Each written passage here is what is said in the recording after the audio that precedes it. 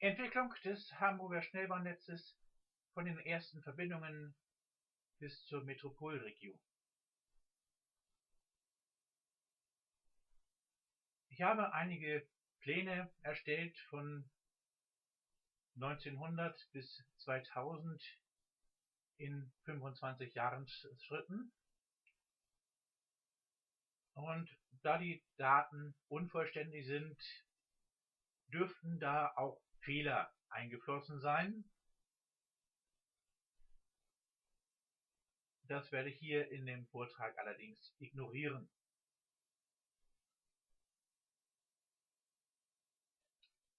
Fangen wir erstmal an.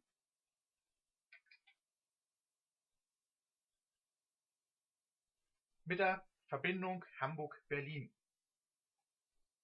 1842 war die Strecke bis Bergedorf fertig, 1846 bis Berlin.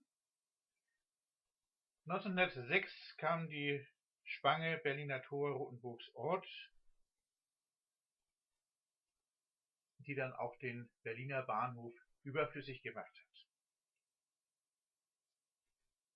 Und 1907 der Haltepunkt Rothenburgs Ort.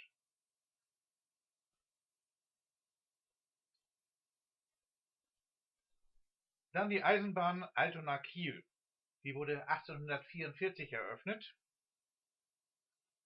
Und 1873 gab es als Nebenstrecke die Uetersener-Eisenbahn. Kommen wir nun zur hannoverschen Linie. 1847 die Verbindung von Harburg nach Hannover. 1872 von Hamburg nach Harburg. 1874 der Abzweig nach Bremen und 1881 die Unterelbische Eisenbahn. Die Eisenbahn Hamburg-Lübeck wurde 1865 eröffnet, die Verbindungsbahn 1866, Blankeneser Linie 1867, die dann 1883 bis nach Wedel verlängert wurde. Außerdem gab es 1884 die Eisenbahn Altona-Kaltenkirchen, die 1898 nach Bad Bramstedt verlängert wurde, 1912 einen neuen Bahnhof in Altona bekam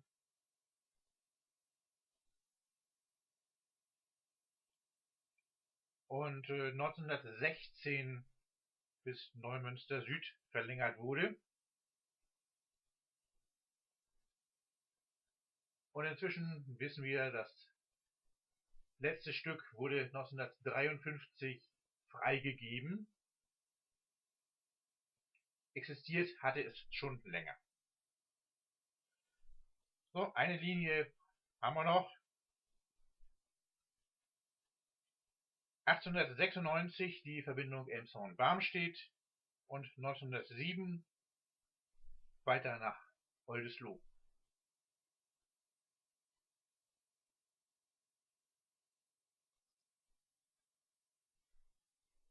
Ein wesentlicher Punkt in der Geschichte sind auch die Einrichtung von S-Bahn und Hochbahn. 1906 stand die Stadt- und Vorortbahn noch unter Dampf.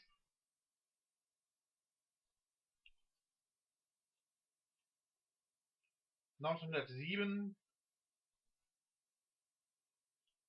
kamen die Bahnhöfe Hasselbrook und Wandsbeker Chaussee dazu.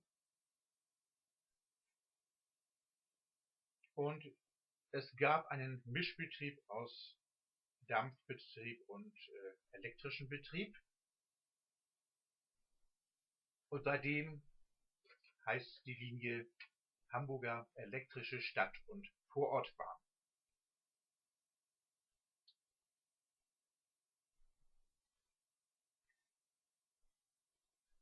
(1908) war die erste Elektrifizierung abgeschlossen.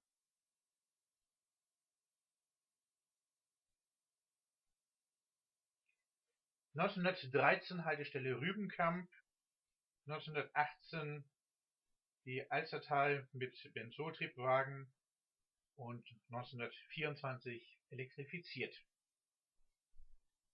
Machen wir jetzt erstmal bei der Hochbahn weiter. Der Ring wurde 1912 in 4 Stufen eröffnet. 1914 folgten die Zweiglinien zum Hellkamp und nach Ohlsdorf.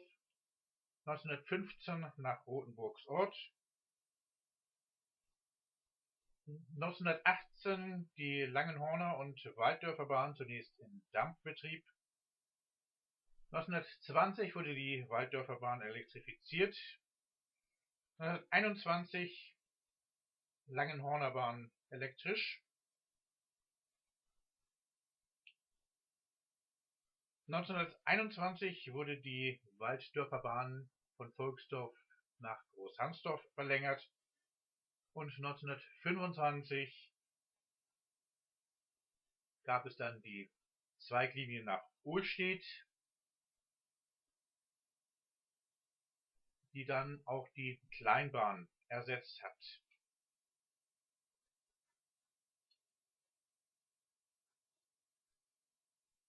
(1929) die Hochbahnlinie zum Stephansplatz, 1931 zum Jungfernstieg, das ist ein und dieselbe Linie. 1930 die Haltestelle Habichtstraße auf der Walddörferbahn und 1931 der S-Bahn-Haltepunkt Stadtpark.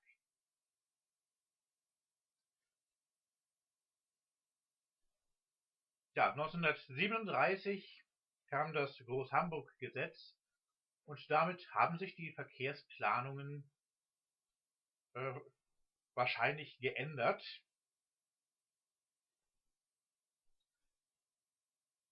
Ja, 1938 nur ein kleiner Tarifkniff, die Strecke nach Ahrensburg wurde ins S-Bahn-Tarifsystem aufgenommen. 1939 dann der erste Gleichstrom-S-Bahn-Zug und ab 1940 die ersten fahrplanmäßigen Einsätze.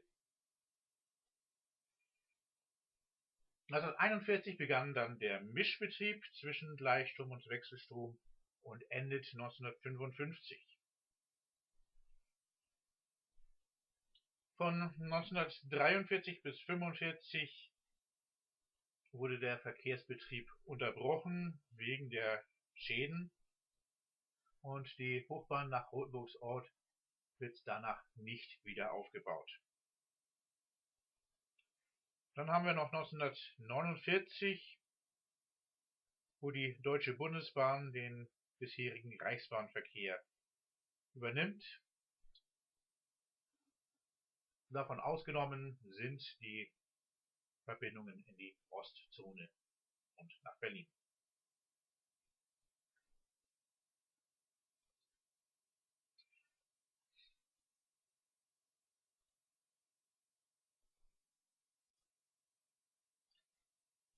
Es gab noch einige Schritte, bevor sich der Verkehrsverbund konstituiert hat.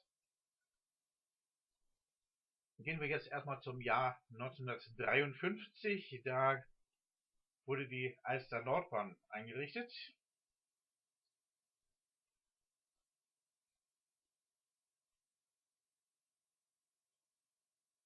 Ja, bei der S-Bahn haben wir jetzt das Jahr 1950 vergessen, wo die Strecke von Blankenese nach Söldorf elektrifiziert wurde und 1954 dann bis Wedel.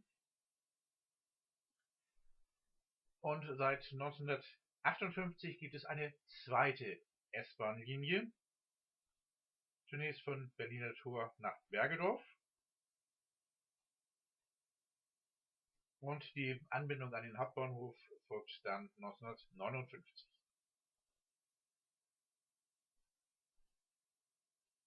In der Zeit von 1960 bis 1963 wurde die U-Bahn vom Jungfernstieg nach Wandsbek-Gartenstadt in mehreren Teilstücken eröffnet. 1962 die S-Bahn Holstenstraße-Langenfelde. Von 1964 bis 1965 wurde die Hellkamp-Linie geschlossen.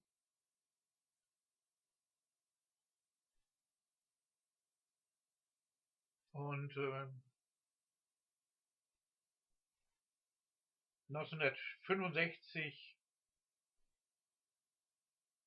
bis Osterstraße wieder eröffnet und bis Lutherrothstraße neu eröffnet. 1966 dann die Verlängerung bis Hagenbecks Tierpark.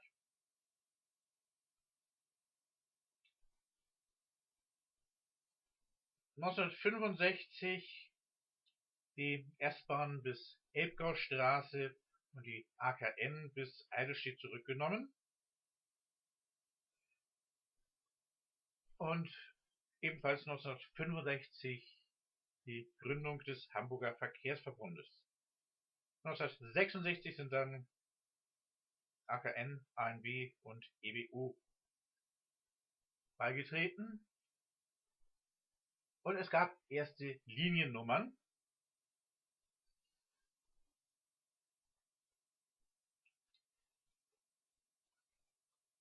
Ja, und das habe ich mir für das Jahr 1967 notiert.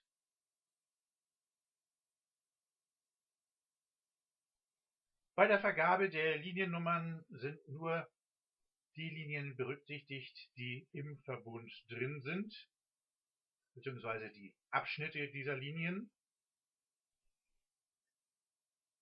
Ja, die U-Bahnen sind vollständig drin. U1 Ochsenzoll-Walddörfer über Stephansplatz und Wandsbek-Markt. U2 Hagenbecks Tierpark Farmsen, damals noch über den Ring geleitet. U3 Barmbek-Horner Rennbahn.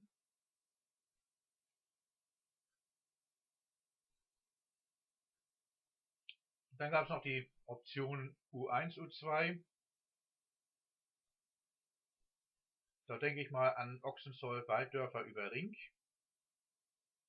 U1, U3, na irgendwas mit dem Linienwechsel an der Kellinghusenstraße. Und U2, U3, das wäre der Ring.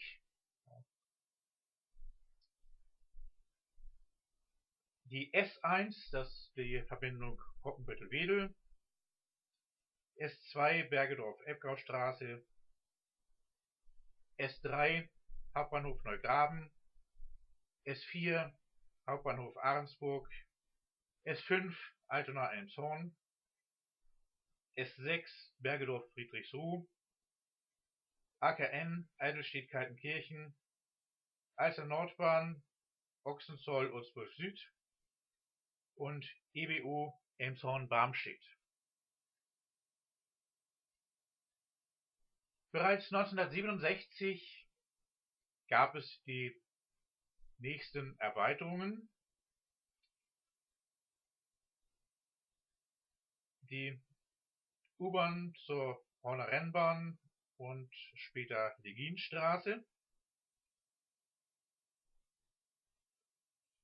Umbauarbeiten in Garstedt begannen, womit die Alster Nordbahn zurückgesetzt wurde und eine Lücke zwischen Ochsenzoll und Garstedt-Richtweg entstanden ist. Die wurde erst 1969 geschlossen. Da komme ich gleich nochmal drauf. Aber erstmal möchte ich die S-Bahn nach Pinneberg erwähnen.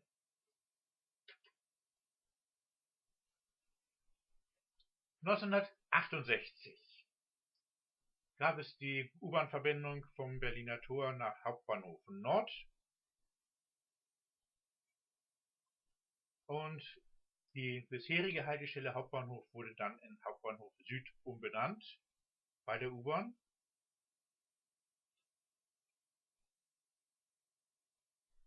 Fahrplanmäßige Ringfahrten wieder vertretbar, habe ich mir da noch notiert. Der geschlossene Ring hat seinen Ankerpunkt in Barmbek und der offene Ring hat einen Öffnungspunkt am Berliner Tor.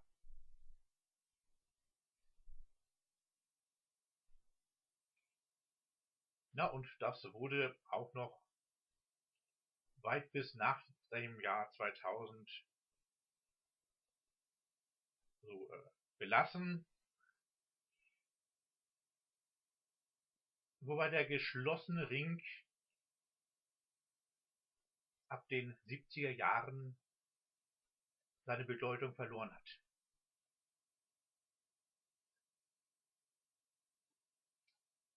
So, 1969. S-Bahn bis Aumühle. Bezeichnung S6 gestrichen. Jahrstedt wird Endpunkt für U1 und Alster Nordbahn. Die Strecke Harburg-Maschen kommt in den Hamburger Verkehrsverbund. Und die Horner U-Bahn-Linie wird bis Billstedt verlängert. 1970.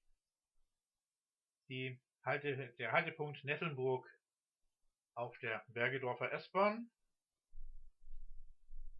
Die Linie U3 wird bis Merkenstraße verlängert. Und es gibt eine neue Stichlinie vom Schlumpf zum Gänsemarkt.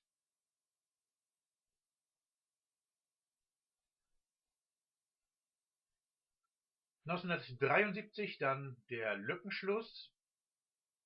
Die U2 bekommt eine neue Linienführung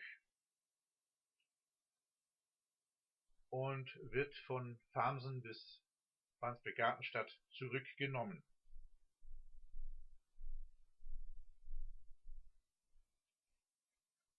Auch eine andere Linie wird zurückgenommen, die EBU. Die fährt dann nämlich tatsächlich nur noch bis Barmstedt.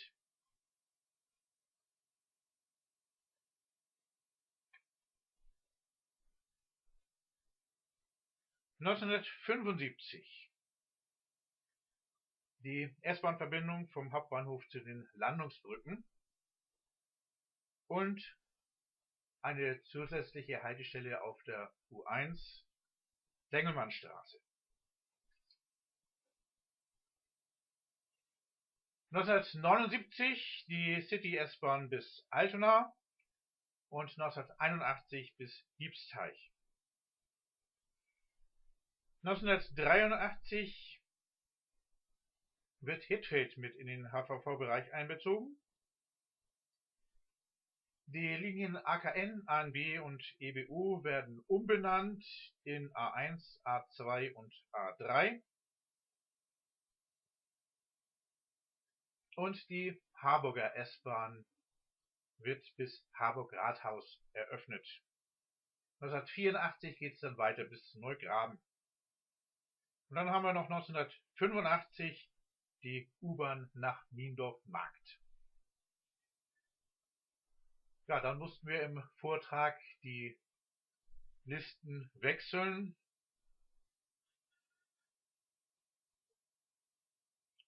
Und da geht es dann beim Jahr 1990 weiter mit der U3 bis Mümmelmannsberg, 1991 U2 bis Niendorf Nord. Dann habe ich hier noch 1991, 92 zusammengefasst mit neue Haltestellen bei der AKN. Also Holstentherme, Kaltenkirchen Süd und Moorbeckhalle.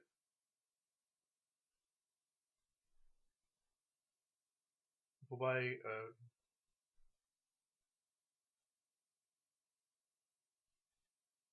ja, ich habe jetzt nicht den Überblick. Da sind 2 Haltestellen für entfallen.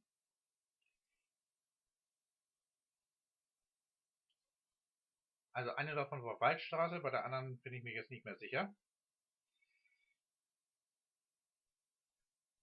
Müsste ich nachsehen, will ich jetzt nicht machen.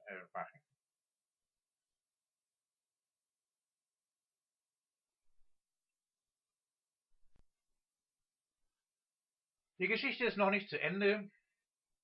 Auch nach dem Jahr 2000 geht es weiter.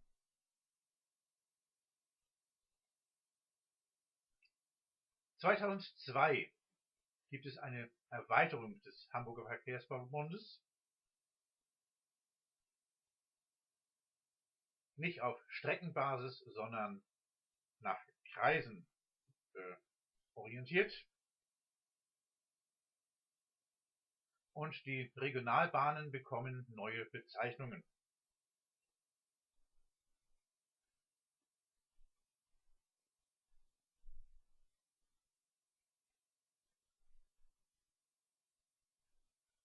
Also 2002 die Erweiterung nach Schleswig-Holstein und die Bestandssicherung in Niedersachsen.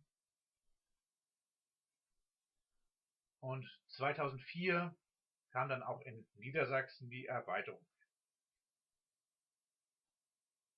Seit 2007 fährt die S3 bis Stade. 2008 wurde die Flughafen-S-Bahn dem Verkehr übergeben. Und 2009 wurden die Ostäste von U2 und U3 vertauscht.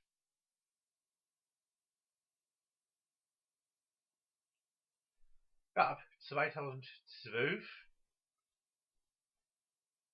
gibt es eine 4. U-Bahn-Linie, zunächst bis Überseequartier, 2013 Hafen City Universität und 2018 Elbbrücken. Und 2019 dann die Umsteigemöglichkeit zur S-Bahn an den Elbbrücken. Und ebenfalls 2019 eine zusätzliche Haltestelle zwischen Farmsen und Berne namens Oldenfelde. 2015 bekommen die Regionalbahnen wieder neue Nummern, wobei zwischen Regionalbahn und Regionalexpress nochmal zusätzlich unterschieden wird. 2019 wird der Haltepunkt Friedrichsruh aufgegeben und damit gibt es auch keine Verbindung von Aumühle Richtung Osten.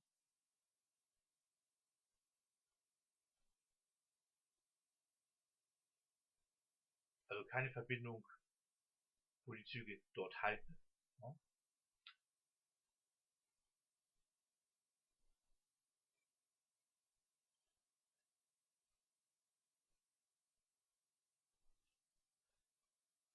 Und es gibt noch eine weitere Süderweiterung für den Hamburger Verkehrsverbund. Und dann haben wir noch 2021, wo im Zuge des S-Bahn-Baus der Haltepunkt Wandsbek geschlossen wird.